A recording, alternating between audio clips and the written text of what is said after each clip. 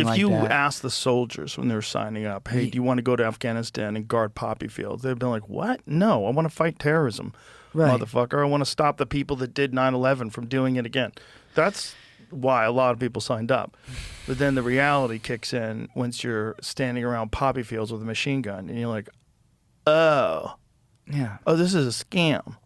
And, you know, I don't know how much internet access they had while they were over there, but if they did and they ever Googled what percentage of all heroin comes from Afghanistan, the answer they would have got is 94%. Yeah. And they would have been like, wait, what is this? So then it takes a larger, it takes essentially a psyop in order to get men to fight for the interests of the people who are performing the psyop. Yes, you have to create a psyop that puts a narrative out there that makes it noble for us to be doing what we're doing. Noble. We're such suckers. Yeah. It's a noble cause. What's more noble than letting somebody live? Yeah, we're less suckers now than ever before, but yes, a lot of us are suckers for these narratives. Well, I'm a sucker for it. Oh, I am too. Everyone is. Did you ever read that War is a Racket? Smedley Butler. Did you ever read it? No. It's really good.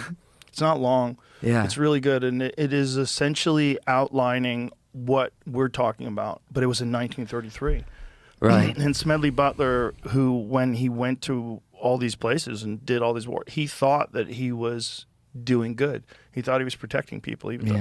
But then at the end of his career, when it all, like, the fog of war had kind of faded, and he recognized the patterns, like, oh, each time. Pull it up, Jamie, just so we can get a look at it. Was Smedley the one where there was a coup, and they had asked him to... They asked him to take... They asked him to overthrow the fucking government of the United States of America. A documentary I used to watch by Francis O'Connelly, I think is his name, but it's called Everything's a Rich Man's Trick, and he would always talk about Smedley D. Butler. Yeah, he was a bad man, in a good way. But this thing that he wrote, so you can get if you just go to the Wikipedia site. It says war is a racket. It always has been. It's possibly the oldest, easily the most profitable, surely the most vicious. It's the only one international in scope. It is the only one in which profits are reckoned in dollars and the losses in lives. A racket is best described, I believe, as something that is not what it seems to be to the majority of people.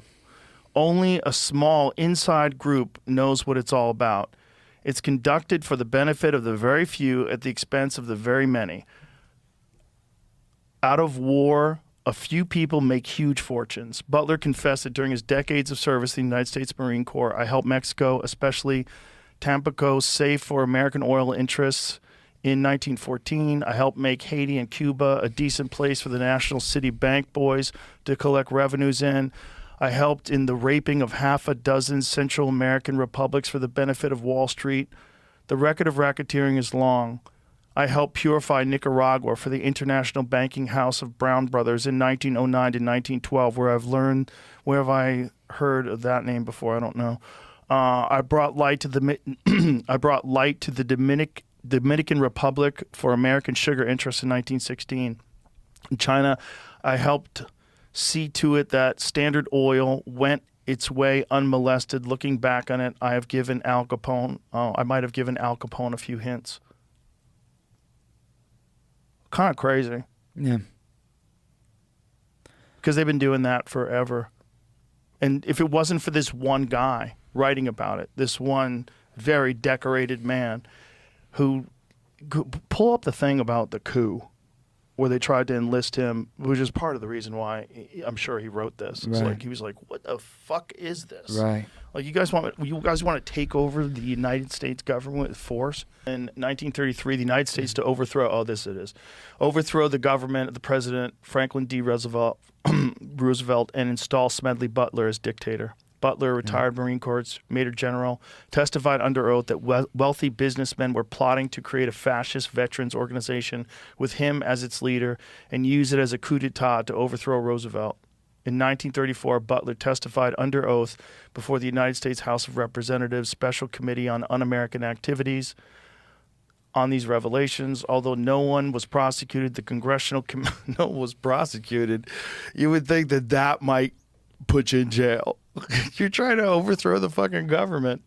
These folks get away with it. But it's kind of crazy. No one was prosecuted, although no one was prosecuted. The Congressional Committee final report said there's no question these attempts were discussed, were planned, and might have been placed in execution when and if the financial backers deemed it expedient. You know, it's funny that no one was prosecuted, but if you did insider trading, you go straight to the pokey. Martha Stewart. Right. No one was prosecuted for that. They put Martha Stewart in jail for lying to the cops. But not.